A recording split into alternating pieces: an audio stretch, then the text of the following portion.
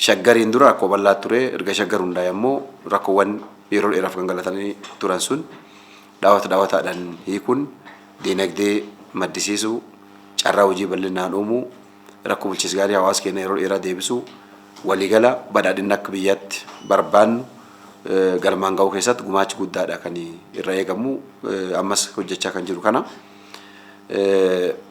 Egaa magaalli keenya magaalaa sochiin investmentii bal'inaan keessa gaggeeffamaa jiru.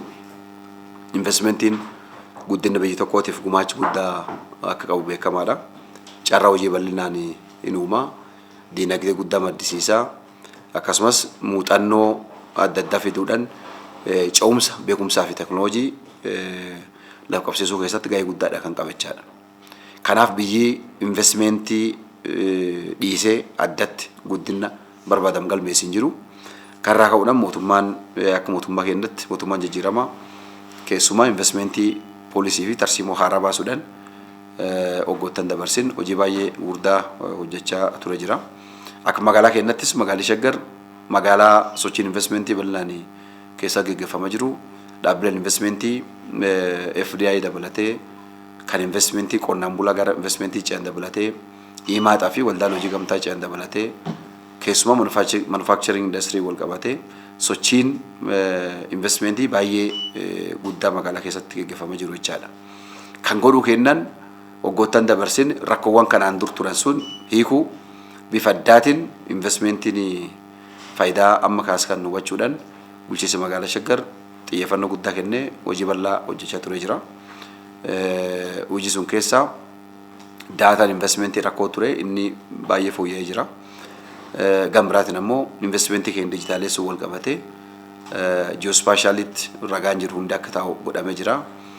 Investmentii magaalaa Shaggar keessa barbaadamu kan akkamii kan jedhu priority yookaan ammoo dursi kan dhaabbilee investmentii dursa argachuu qaban adda baasee tarsiimoodhaan kaa'ee jira. Akkasumas ammoo ulaagaan investmentii magaalaa keenya keessatti namni tokko investi godhuu barbaadu maali ulaagaan magaalaa Shaggarii qabu kan jedhu bifa addaatiin innis xumuramee jira. Waliigala roodmaappiin magaalaa keenya Shaggar investmentiin eessaa ka'ee eessa dhaqqabuu qabaa kan jedhu riformii cimaadhaan hojjetamee caasaa gubbarraa kaasan gara jallaa guutuu wal qabatee hojiin bal'aan hojjetamaa ture jira jechaadha. Kan godhuu kennan investmentiin magaalaa keenyaa hawwata ta'aa jira.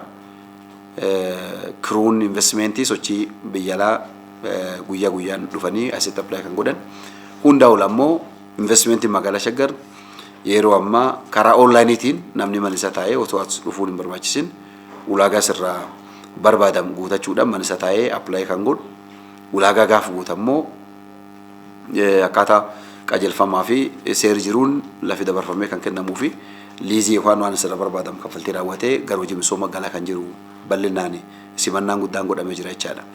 Kanaaf kan irraa ka'uudhaan guddina investmentii amma jenne kana waggoottan dabarsin hojiin bal'aan hojjetamuu isaatiin magaalli keenya magaalaa investmentii filatamtu magaalaa hundi keessatti hojjetee bu'aa argachuu danda'u magaalaa carraan hojii bal'inaan keessatti uumamaa jiru. Kanaaf guyyaa borra kaasee Expoon idil addunyaa magaalaa Shaggar asii addabaabaayii masqalaatti exhibitionii Finfinnee keessatti bal'inaan kan gaggeeffamu ta'a.